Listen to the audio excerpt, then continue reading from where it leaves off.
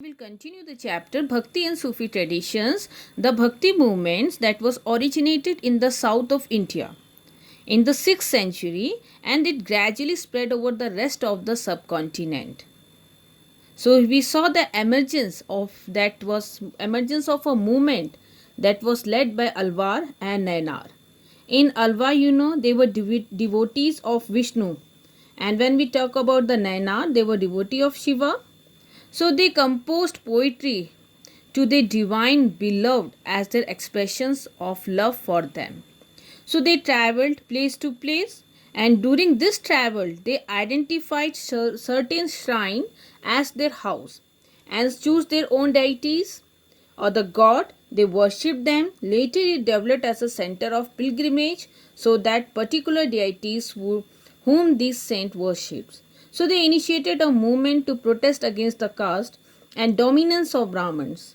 So the Nainar and the Alvar, they claimed that the composition of these saints, if we talk of the composition here, are the Nali Yara Prabandham, okay, which was frequently described as Tamil Veda. So the most important, or you can see, is the striking features of these tradition was the presence of women. Andal of Alvar, and you can see Karaikal Amiyar was a devotee of Shiva, were the prominent. So today we will start a new topic, that is the relation with the states. तो हम यहाँ पे relations किसका देखते हैं? इन संतों का किसके साथ? राज्य के साथ। राज्य यहाँ पे आप देखते हैं भक्ति के जो संत है उनका संबंध को दर्शाता है राज्य और साम्राज्य के साथ, जहाँ आप देखते हैं उनको अनेक राजाओं का सहयोग एवं संरक्षण प्राप्त था. So here you can see the kingdom of south. There were several important chiefdoms in Tamil regions in the first millennium common era.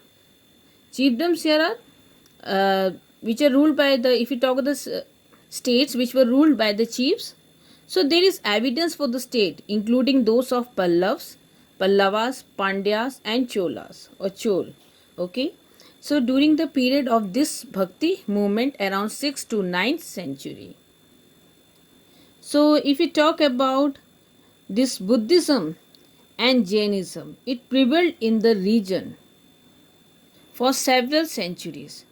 So they got the royal patronage of merchant and artisans. So here you can see they were encouraged or supported by these merchant and artisans. So one interesting fact here was the opposition of this Jainism and Buddhism, because they got the royal patronage, and it can be seen in Tamil Bhakti hymns or in poem or in composition. So this composition can be specially seen in the, if we talk about in the composition of Nainar. तो आप देखते हैं भक्ति आंदोलन के समय जो चोल थे, पांडव और जो पल्लव थे, उस समय क्या था, शासन कर रहे थे. भक्ति आंदोलन के समय काल दिया गया है. इसके दौरान आप देखते हैं कि हालांकि बौद्ध और जो जैन धर्म है वो इस क्षेत्र में कई शताब्दियों से मौजूद थे और उन्हें व्यापारी और जो आर्टिसन हैं, ठीक है, इनका संरक्षण प्राप्त था. अब हम बात करते हैं तमिल भक्ति रचनाओं की. तो इनकी एक मुख्य विषय वस्तु किसको लेकर थी? बौद्ध और जैन के विरोध में, क्योंकि जो नैना संतों की रचना में ये हमें जो विरोध है बहुत ज़्यादा देखने को मिलता है. The historian try to explain, if you talk about this hostility was due to the competition between the members of other religion traditions for royal patronage. Okay, तो इतिहासकारों ने इनके बीच विरोध को समझने का प्रयास किया. तो इनकी धार्मिक परंपरा के बीच जो परस्पर विरोध का कारण था वो यह था कि बुद्धिज्म और जैनिज्म है उनको रॉयल पैट्रोनेज या शाही संरक्षण प्राप्त था. अब यही शाही संरक्षण अलवर और नैनार को भी प्राप्त हुआ. आप देखते हैं कि चोल शासकों ने ब्राह्मण और भक्ति परंपरा का समर्थन दिया. विष्णु और जो शिव की मंदिर हैं के निर्माण के लिए भूमि अनुदान दिया. एंड देन आप देखते हैं चिदम्बरम, तंजावुर और गंगई कोंड चोलापुरम के विशाल शिव मंदिर चोल सम्राटों की मदद से बने हैं। और इसी काल में उन्होंने एक होता है कांसे की शिव प्रतिमा का निर्माण किया, जिससे कि स्पष्ट है कि वहाँ के कारीगरों पर नैनार संतों का कितना अधिक प्रभाव था। So you can see the Chola rulers gave supports and patronage to whom? To these bhakti saints, as giving land grants for constructing the temple for Vishnu and Shiva. In fact, some of the most magnificent temple we talk about is the Chidambaram, Tanjavur and Gangaikon Cholapuram. Okay, it was constructed under the patronage of Chola rulers or Chol शासकों के द्वारा. So this was the time period when sculpture of Shiva in bronze were produced. The Nainar visions about the Shiva, it inspired the artisan to produce the bronze sculptures of Shiva. So you can see both Nainar and Alvar, they were revered by Velal peasants. Isme they were admired by the Velal peasants, and even the ruler they tried to win their supports. So the Chola kings often claimed for divine support.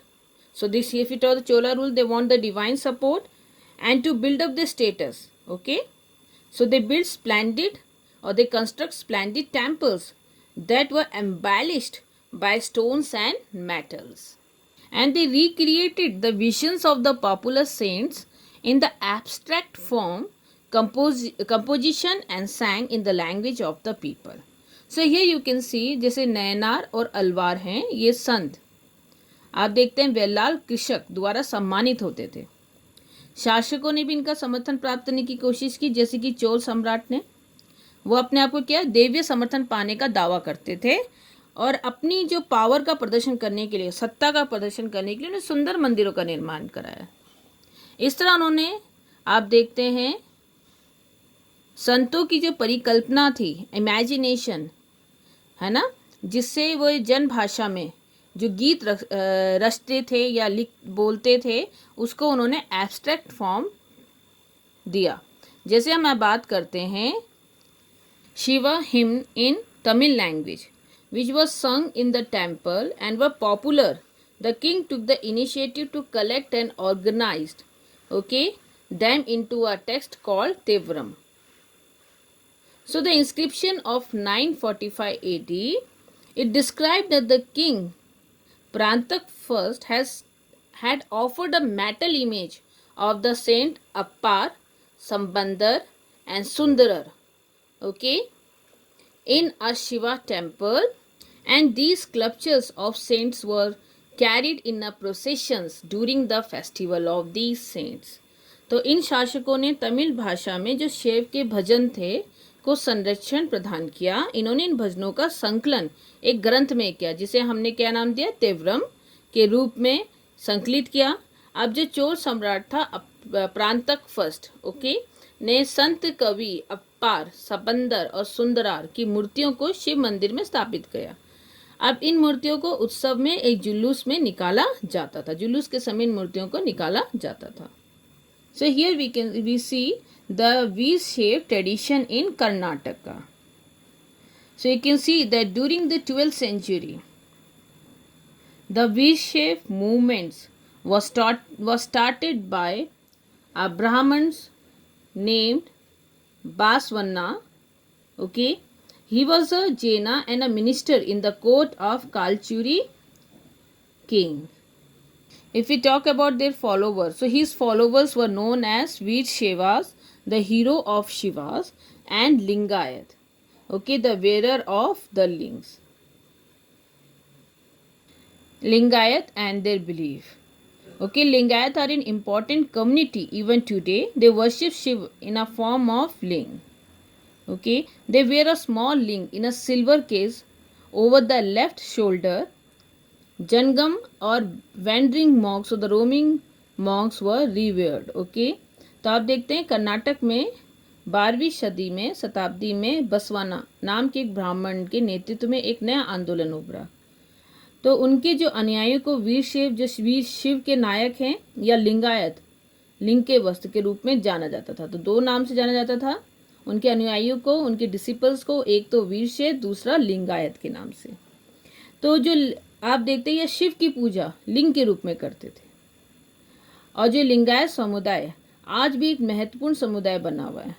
तो आप देखते हैं ये चांदी के जो लिंग हैं, है ना, लिंग का जो आकृति का लॉकेट ये पहनते थे, ठीक है। और जिन लोगों को ये श्रद्धा या रेस्पेक्ट की दृष्टि से देखते थे वो थे जंगम और जो भिक्षु, जो एक स्थान से दूसरे स्थान पर घूमते थे या आते जाते थे। So they don't believe in rebirth. So this Lingayat, they believe that after death, the devotee will be united with Shiva and will not return in this world. So therefore, they do not practice funerary rites such as cremations as prescribed in Dharam Shastra. Instead, they ceremonially bury their dead body. तो लिंगायतों का विश्वास है कि मरने के बाद शिव भक्त हैं वो शिव में विलीन हो जाएंगे और धरती में वापस नहीं आएंगे। तो धर्मशास्त्र में, जैसे धर्मशास्त्र में बताया कि जो श्राद्ध का वे पालन नहीं करते थे और अपने मृतकों को वो विधि पूर्वक दफनाते थे। Now come the challenge to the caste system. So how they challenge the caste system. So the Lingayat, they challenge the idea of caste and the pollution attributed to certain groups by Brahmanas. So here if you talk the pollution, the touchable and untouchable practice by these Brahmins. They questions the theory of rebirth, as you know. Their opposition to caste system won them number of followers who were marginalized within the Brahminical social order or who were denied or discarded from the society. सो जो लिंगायत की जो जाति व्यवस्था की अवधारणा और उसके कुछ समुदाय के दूषित होने की जो ब्राह्मण की अवधारणा का इन्होंने विरोध किया। पुनर्जन्म के सिद्धांत पर भी इन्होंने प्रश्नवाचक चिन्ह लगाया, मतलब इनका विश्वास नहीं था, संदेह की दृष्टि से देखते थे, संदेह व्यक्त किया। जो ब्राह्मण की जो सामाजिक व्यवस्था थी में जिन समुदाय को स्थान नहीं मिला उनको लिंगायत के अनुयायी हो गए। So they also practiced post-puberty marriage. Puberty here is the post-puberty marriage means husbands of their own choice and remarriage, or you can see of widows. So whatever knowledge we know about the V-shaped tradition, it came from the Vachanas or the Vachan. It literally means saying. That was composed in Kannada by those who joined the movement, either men or women. So now comes the religious ferment in North India. So you will see major changes as far as we talk about the culture and religion are concerned, leading to anxiety and excitement. So here you can see North India worshipped of God Vishnu and Shiva. So the god whom they worshipped in temple was Shiva and Vishnu during this period of time. Here the period of time you can see 12th century we are discussing. The temples were built by the rulers, okay, but the historians, they did not find any evidences of the composition of Alwar and Nayanar till the 14th century in North India. As you know, the Bhakti movement is emerged in South India in the 6th century onwards.